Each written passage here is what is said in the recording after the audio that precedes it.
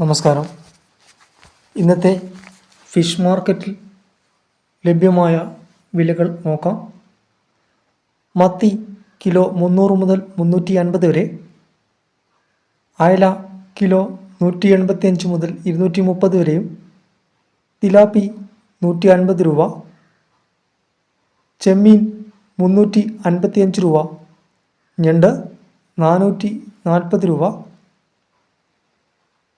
കാള 690, കാട്ടില 165 രൂപ, രോഹു 180 രൂപ, അയക്കൂറ 755 രൂപ മുതൽ, അതേപോലെ ആവോലി 630 രൂപ.